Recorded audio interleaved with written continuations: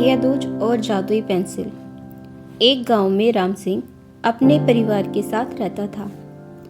राम सिंह के परिवार में वो, उसकी पत्नी और 2 प्यारे बच्चे थे।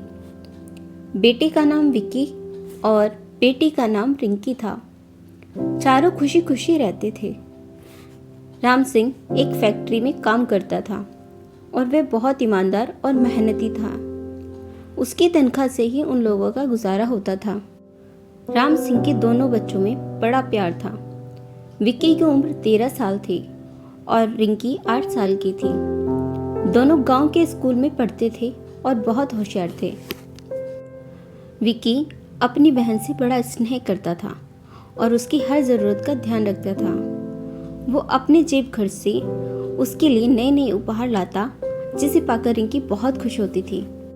राम सिंह अपने दोनों बच्चों को अच्छे संस्कार देता था और कहता था, मेरे प्यारे बच्चों, हमेशा बड़ों का सम्मान करना चाहिए और उनकी सेवा करनी चाहिए। दोनों बच्चे अपने पिता की बात मानते थे और उनकी दी हुई शिक्षा को हमेशा याद रखते थे। रिंकी का भाई जब उसे उपहार देता था तो वो उसको कहती, भैया मुझे भी आपको उपहार देना है, लेकिन मुझे समझ नहीं आता कि आपको क्या उपहार दूं। अरे मेरी प्यारी बहन, तुझे क्या जरूरत है मुझे उपहार देने की? तू तो खुश रहा कर और मुझे कुछ नहीं चाहिए। लेकिन रिंकी भगवान से बोलती है, हे भगवान, मुझे अपने भाई को उपहार देना है क्योंकि वो खुद तो कुछ नहीं खरीदते, मेरे लिए उपहार लाते रहते हैं। मैं अपने भाई के लिए कुछ अच्छा सा उपहार देना चाहती हूँ जो उनको अच्छा लगे और उनको उसकी ज़रूरत भी हो। एक दिन रिंकी अपनी सहेलियों के साथ खेल रही होती है तो वहाँ से एक साधु महात्मा गुजर रहे होते हैं। उनको प्यास लगी होती है तो वो रिंकी से बोलते हैं, बिटिया क्या तुम मुझे पानी पिला दोगी? बहुत प्यास लगी है। रिंकी साधु महात्मा को सामने खड़े देखकर उनको नमस्कार करती है और उनके पैर छूती है। फिर उनके लिए पानी लाती है। साधु महात्मा पानी पीकर रिंकी को आशीर्वाद देते हैं। बिटिया, तुम्हारे संस्कार बड़े अच्छे हैं। तुम सदा खुश रहो और भगवान तुम्हारी सभी इच्छाएं पूरी करे। ऐसा कहकर साधु महात्मा वहाँ से चले जाते हैं। एक दिन विक्की की तबीयत खराब हो जाती है और वो स्कूल नहीं जाता और रिंकी को अकेले ही स्कूल जाना पड़ता है। स्कूल से आते समय रिंकी को वह साधु महात्मा फिर से मिलते हैं। रिंकी बिटिया, कैसी हो? रिंकी साधु महात्मा को देखकर नमस्कार करती है और बोलती है, बाबा जी मैं ठीक हूँ, लेकिन मेरा भाई बीमार है, इसलिए आज मैं अकेले स्कूल आई हूँ। वो ठीक हो जाएगा, मैं भगवान से प्रार्थना करूँगा। फिर साधु महात्मा उसको एक पेंसिल देते हैं और कहते हैं, रिंकी बिटिया, ये लो पेंसिल। ये पेंसिल जादुई है। इससे तुम जो भी अपने मन में सोचकर आकृति बनाओगी वो वस्तु सच में प्रकट हो जाएगी। इससे तुम अपनी इच्छाएं पूरी कर सकती हो, लेकिन ध्यान रहे इससे सिर्फ तुम ही लिख सकती हो, बाकी के लिए ये सिर्फ साधारण पेंसिल होगी। रिंकी जादुई पेंसिल पाकर बहुत खुश होती है और साधु महात्मा का धन्यवाद करके घर की तरफ चली जाती है।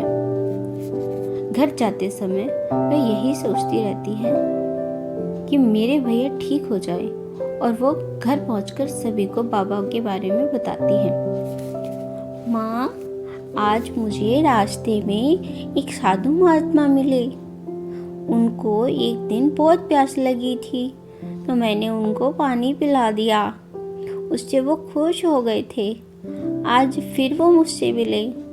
उनको आदर से मैंने नमस्कार किया और पैर छुए और उनको भैया की तबीयत के बारे में बताया तो उन्होंने बोला कि तुम्हारे भैया जल्दी ठीक हो जाएंगे। बहुत अच्छी बात है कि तुम दोनों बड़ों का सम्मान करते हो, और बाबा ने बोला है कि विक्की जल्दी ठीक हो जाएगा तो हो जाएगा। और माँ, उन बाबा ने मुझे एक पेंसिल दी है। वो जादुई पेंसिल है जिससे मैं जो भी चीज़ बनाऊंगी वो सच में प्रकट हो जाएगी। लेकिन उससे मैं ही लिख सकती हूँ और कोई नहीं लिख सकता। चलो अच्छा है बिटिया, अब तुम्हारा जो मन करे वो जादुई पेंसिल से बना लो। हाँ माँ, अब मैं भैया को उपहार दूंगी। वो हमेशा मुझे ही उपहार देते हैं। जब भी मैं उपहार देने को कहती हूँ तो मना कर देते हैं। ठीक है, तुम दोनों भाई बहन में ये स्नेह बना रहे। उसके बाद रिंकी अपनी सहेलियों के साथ खेलने चली जाती है और जब वापस आती है तो देखती है कि उसके भैया बिल्कुल ठीक हो चुके होते हैं।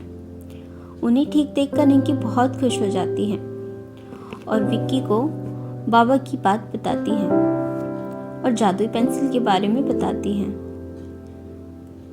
मेरी प्यारी बहन, इतना परेशान मत हुआ कर। तेरे होते मुझे कुछ हो सकता है क्या? फिर दोनों भाई बहन बातें करते हैं। कुछ दिन बीत जाने पर दीपावली और भैया दूज का त्योहार आता है तो रिंकी भैया से कहती है, भैया क्यों ना हम जादुई पेंसिल से पटाखे और उपहार बनाएं और कुछ गरीब बच्चों में बांट दें। उनका त्योहार भी अच्छे से मन जाएगा। ठीक है रिंकी, तुम जादुई पेंसिल से पटाखे और उपहार बना लो, फिर हम गरीब बच्चों में बांट देंगे। रिंकी पटाखे और उपहार के चित्र बनाती है और देखते ही देखते सचमुच उनके सामने आ जाते हैं। दोनों उनको देखकर बहुत खुश होते हैं और गरीब बच्चों में बांट देते हैं। बच्चे पटाखे और उपहार पाकर खुश होते हैं और उसके बाद भैया दूज का त्योहार आता है तो रिंकी सोचती है कि भैया हर बार मुझे उपहार देते हैं, क्यों ना इस बार मैं उनको उपहार दे दूं। वो जादुई पेंसिल से भैया के लिए सुंदर कपड़े और साइकिल का चित्र बनाती हैं और देखते ही देखते सुंदर कपड़े और एक साइकिल रिंकी के सामने आ जाती है। रिंकी भैया के लिए उपहार देखकर बहुत खुश होती है और बाबा को मन ही मन धन्यवाद करती है। फिर वो पूजा की थाली लेकर विक्की को तिलक करती है और कहती है, भैया आपकी हर इच्छा इस भैया दूज पे पूरी हो जाए और आप स्वस्थ और हमेशा खुश रहो। मेरी भगवान से यही प्रार्थना है। मेरी प्यारी बहन, तू खुश रहती है तो मैं खुश होता हूँ। और हाँ, ये ले तेरा भैया दूज का उपहार। रिंकी उपहार पाकर खुश होती है। भैया, इस भैया दूज पर मैं भी आपको उपहार दूंगी। और वो अपने भैया को कपड़े दे देती है और कहती है, भैया ये लो, आपके कपड़े मैंने जादुई पेंसिल से बनाए हैं और हाँ, आपके लिए एक उपहार बाहर इंतज़ार कर रहा है। विक्की और रिंकी दोनों बाहर आते हैं और भैया ये लो, आपके लिए साइकिल। अब आपको घर के कामों के लिए पैदल नहीं जाना पड़ेगा। विक्की उपहार पाकर खुश होता है और कहता है, मेरी प्यारी बहन, तूने उपहार देकर अपनी जिद पूरी कर ही ली। और दोनों हंसने लगते हैं। अब जब भी रिंकी को कुछ चाहिए होता था वो जादुई पेंसिल से बना लेती थी। धीरे धीरे उनका परिवार संपन्न हो जाता है। वो अब बड़े घर में रहने लगते हैं और रिंकी अपने भैया के साथ गरीबों की मदद करती हैं।